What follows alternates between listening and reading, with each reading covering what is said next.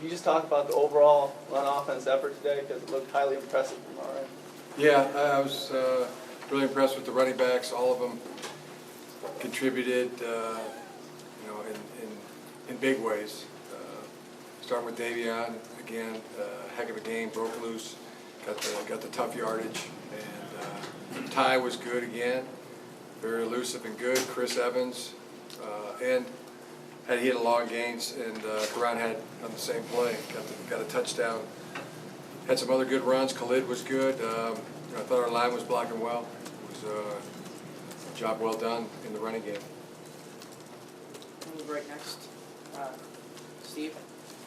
Just following up on that, the drive where you got the 37-yard run, kicked the draw out, and then an incomplete pass in 7 straight runs. Talk about what that does when you just keep handing off the ball and keep having success with it. Well, I mean, it's moving the chains and breaking some big runs is that's a good way to move the ball.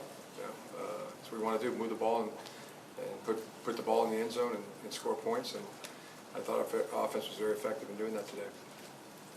Over here in the front right, Chris. Coach, you went for it instead of going for the long field goals today. Was that just a feel type of thing, or you just wanted to set the tone? Yeah, just especially the one way where we were into the wind. Felt like the odds were better going with the 4th downs. It seems to be happening more and more these days. So we got into it, experimented with it a little bit, and it worked out. And then Worked out once. And then the sideline interference call. Do you normally get a warning on that? And did you get an explanation on why you didn't? Yeah, one of our coaches was in the white and bumped into his arm. So that's the rule. Can't be out there. But it's really tight over there on our sideline. We don't have a lot of room to operate. So we just got to do a better job of staying back. Let guys get excited. Or especially balls being run back for a long punt return, and people were got to know where they're at. Just got to stay out of that white lane. Come over to the left here, Rodney. Coach, can you expand on the element of the running game that you had today, overpassing the passing game? How significant is that to you when you have more of a running game in your repertoire? Well, I mean, the thing is, we're not turning the ball over when we're throwing it. We're not turning the ball over when we're running it. Then you feel good. You feel good that it starts there, and then when you can be effective and get first downs and move the ball and score touchdowns, that's what you're striving to do as an offense. So yeah, it feels good to be able to move the ball, not turn it over, and be productive. Coach, we'll go over to the right with Nick. Jim, right here. Wilton said you guys ran the same play, like flopped back and forth, different sides, like 8 or 9 times in a row. In the second half at some point, I know you were never an offensive lineman, but what does it do in a huddle when a team runs the same thing over and over again and it's successful on the ground, the same kind of play?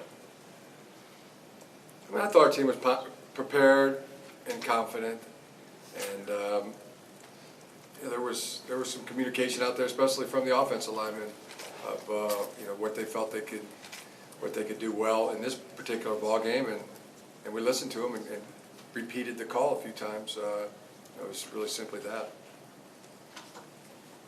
Coach, come over to the left here with Dan. Yeah. You had a few players, I think a handful of players who raised their fists during the National Anthem, assuming some sort of protest. Did you know that was going to happen before kickoff, and what are your thoughts on their doing that? No, I didn't know that.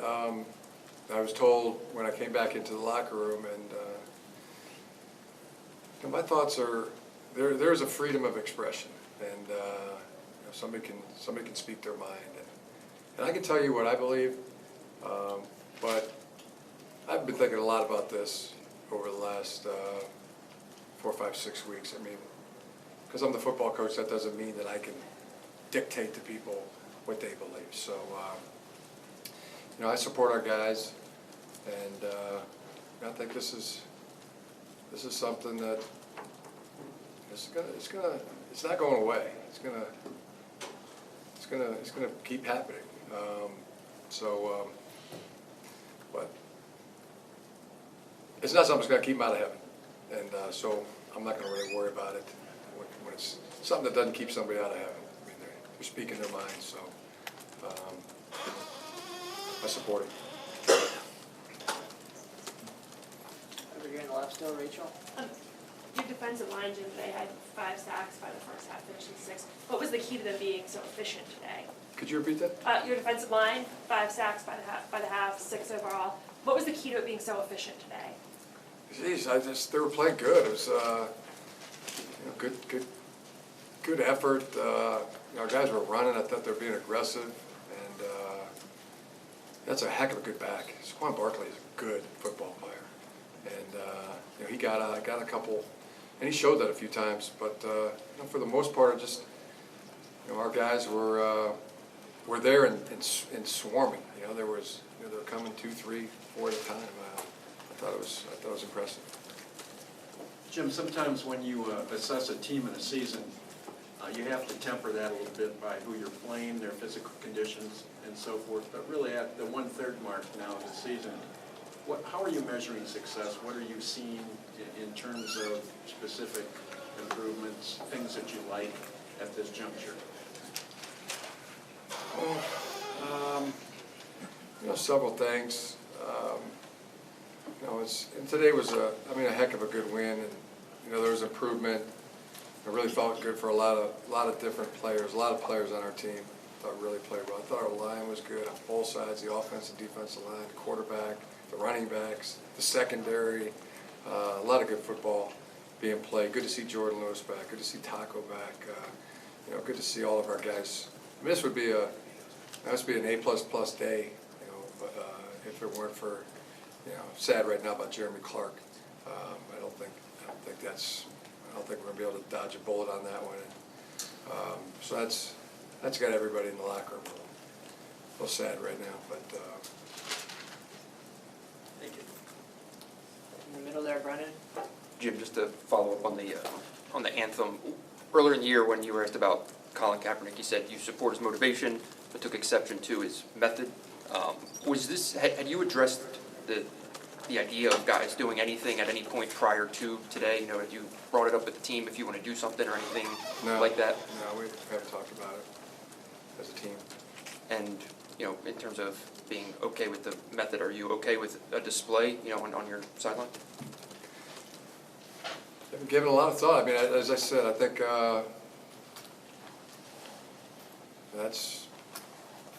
we're a team as a country. I believe in. I'll tell you what I believe in. I believe in God. I believe in country. I believe in family. I believe in rules of law and following rules. And I believe, as a team, the things that we embrace, then we should embrace. The things that we don't, or if something's not good, for somebody on a team, then we talk about it and we get it fixed together as a team. Those are the things that I believe. But that doesn't mean that I have just because I'm a football coach, that I can tell other people what to believe or what to think. And I support people speaking their own mind and saying what they believe. Right here in the front here, Adam. Jim, Wilton said after being hit last week, he kind of got an internal clock, and I asked him today about his mobility and just his awareness. What did you think of the way that he was able to scramble and make decisions on the fly? I think he's been doing a fine job. That's one part of his game that's really improving and ascending. That he's moving, he's buying time, he's finding receivers, he's making good decisions. He's not turning the ball over. I think he's getting better. Not even anything real close to turning the ball over today. He's protecting the ball and doing a good job. Got time for a couple more. We'll start on the right there, Vito. Hey, Coach, can you elaborate on what it means to have Jordan Lewis back in the secondary? How big that is? Yeah, and a lot of talent back. Heck of a good football player, but he's also a leader. The guys respect him, and they know how hard he's worked the last 3-4 weeks to get back to being in this position. So, yeah, just plus to have him back in there. Front left here, Coach, Mark. Couple things. You mentioned about Jeremy, what was the injury? We think it's, we think it's a season ender, we think it's an ACL. ACL. And was there We'll anyone, know more tonight. was there anyone else who suffered anything of significance? Jake, I saw was on the bike there. Yeah, no, nothing, I don't think it's anything that was significant or kept him from playing, but he was starting to stay loose, but, yeah, Jeremy's, everybody's dabbers down a little bit right now. Last question in the middle, Nick. Jim, Higdon played more than he has probably at all since he's been here. What has he done the last week, or whatever, maybe to get in there and be the early guy? You know, really, I think that was a Tyrone Wheatley feel.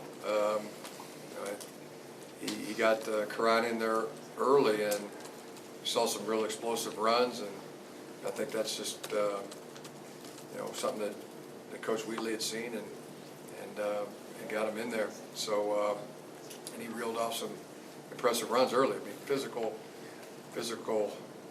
hitting the hole fast, explosive type of runs. And same on the touchdown. That was a exciting run, a very explosive run. I thought he was just shot out like he was coming out of the starting blocks, and heck of a good run. And the other backs were equally as good. I think it's been good. I think the first 3 weeks of the season we were able to get a lot of backs in the game and get a lot of our running backs touches, and they've all benefited from that. They're all playing at a real high level right now.